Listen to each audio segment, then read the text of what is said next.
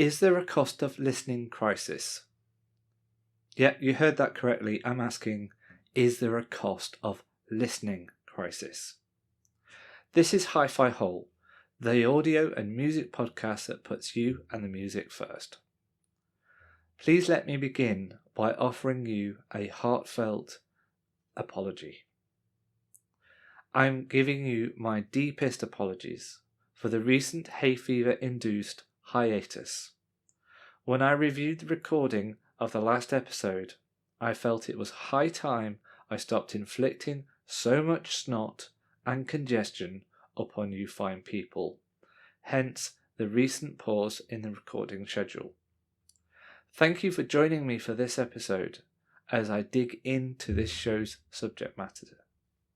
Is there indeed a cost of listening crisis? Let's explore.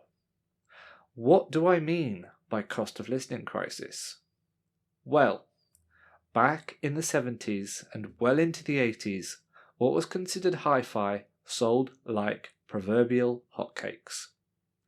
Every town had at least one hi-fi store. On my local high street, I can remember Curry's, Dixon's, and independent hi-fi shops with aisles full of separates, mini systems, MIDI systems, and personal stereos. Many people would have a hi-fi system of some description at home, some even in their living room. Today, hi-fi is a niche. It seems a lot of people now make do with soundbars and Bluetooth speakers. Is this down to cost? Or is it down to what people can afford? Or maybe it's down to something else.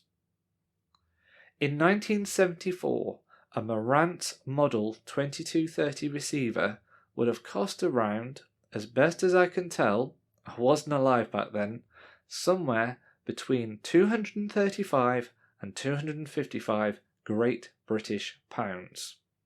It was, I believe, on sale in USAnia for around $400 US. This was a lower to mid-tier model. At 30 watts per channel, RMS into 8 ohms, it was respectable, nothing to be sniffed at. And sound-wise, it was a solid choice for those who wanted better sound quality on a budget. What would that receiver cost today? Well, according to the Bank of England's inflation calculator, in today's money that comes out somewhere between 2,280 and 2,480 Great British pounds. That's approximately 2,750 US in today's money. Now, Marantz don't make an equivalent receiver today, at least not a 2 or 2.1 channel stereo hi-fi receiver. They've got some AV models, but I'm glossing over those. I'm looking for something that is a closer comparison. I think the closest equivalent that I can find today is the Cambridge Audio AXR 100, which features 100 watts RMS into 8 ohms, and like the Marantz, it has an AM/FM tuner and a moving magnet phono stage. It has some additional features that were not available in 1974, a built-in DAC and a Bluetooth receiver. What does one of these receivers cost? Well, you're looking at 450 Great British pounds or $699 US. And compared to what the Marantz would cost today in terms of inflation or its price adjusted for inflation, that strikes me as an absolute bargain. In real terms, hi-fi, at least at that lower to mid-tier level, is now a lot cheaper than it was in the 1970s. So that raises a question. Can people no longer afford hi-fi? Can they no longer justify its cost? In 1974, the median average UK wage was £1,809 per year. In 2025, it has grown just over 2,000% to 32,890 Great British pounds a year. Okay, that sounds all well and good.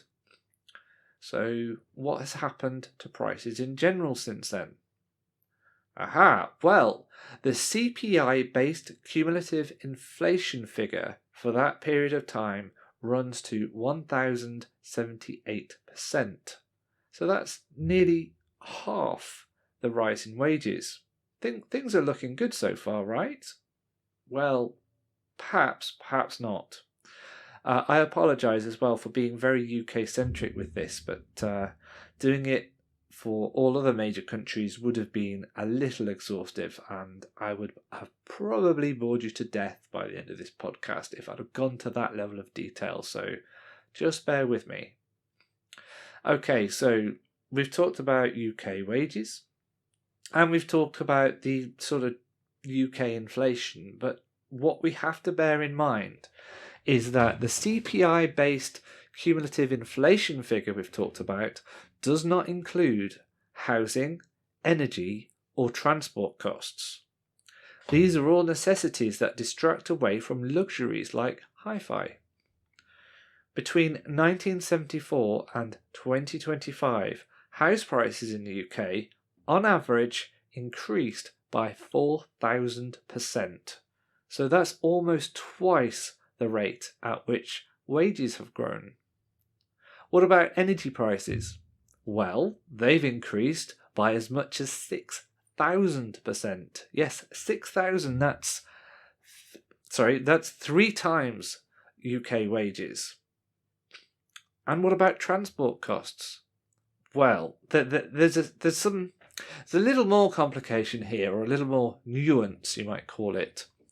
Public transport, that's up around 3,500%. So that has increased more than wages. But we also have to bear in mind that public transport is less available now. So more people are forced, if you like, into car dependency. And that means more people own cars. And cars are expensive. Now, in terms of the cars themselves and fuel, those have increased in price broadly in line with inflation over this period of time. So if you did own a car in the 70s and you do own a car now, in terms of the cost of buying the vehicle and the cost of the fuel, you're broadly in the same ballpark. But that's not the complete picture. Spare parts, servicing and insurance premiums together have risen by as much as 4,000%, so they have doubled relative to wages. What can we deduce from all this information? What kind of picture is it painting? Well, I think you can certainly make the case that many people would feel less well off now relative to their peers in 1974. It is possible to see why HiFi has become such a niche hobby on financial grounds alone. But I think, being fair, there is more to it than that. Because of the price of property, largely, children are now living at home for longer, well into their adulthood. And I'm talking on average. I am generalising, of course, there are always exceptions. And I think as a result, family homes are more cramped.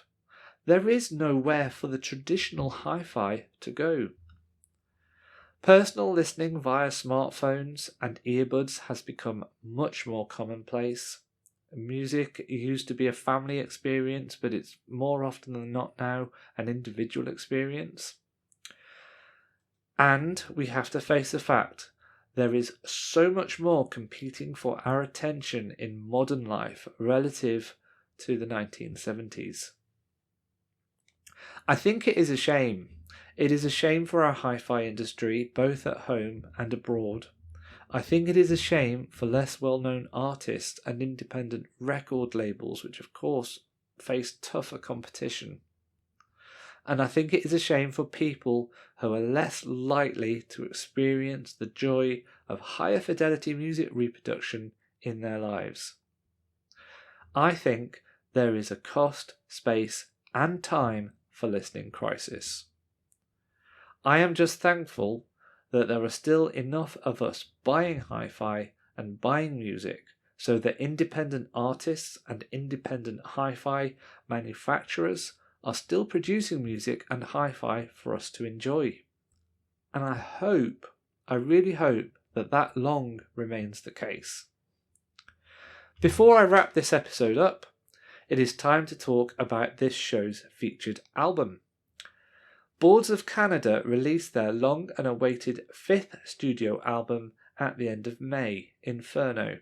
Now I have to give credit to a good friend who may be watching this or listening to this.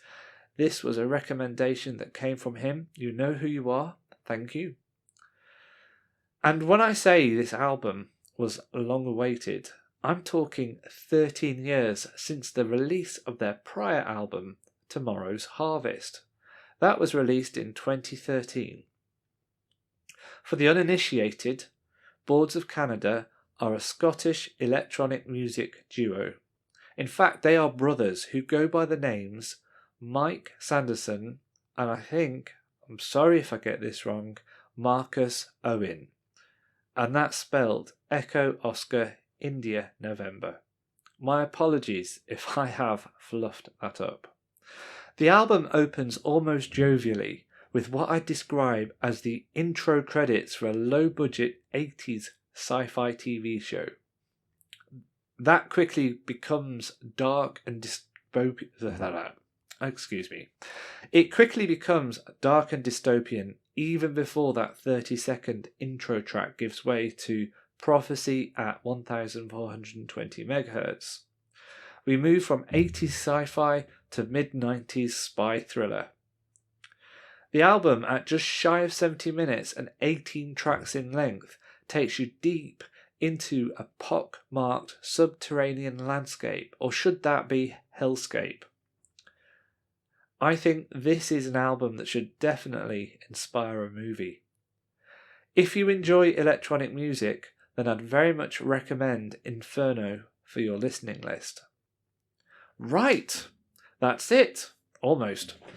Before I draw this episode to a close, here's a reminder that you are more than welcome to share your opinions with the show via email hifi-hole@biscuit.ninja or via Blue Sky hifi-hole@bsky.social.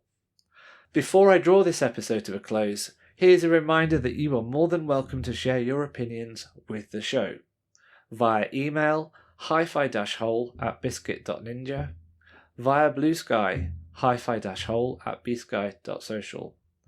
Furthermore, if you are watching via YouTube, feel free to leave a comment or perhaps even like and subscribe. Thank you for listening. Until next time, enjoy the music.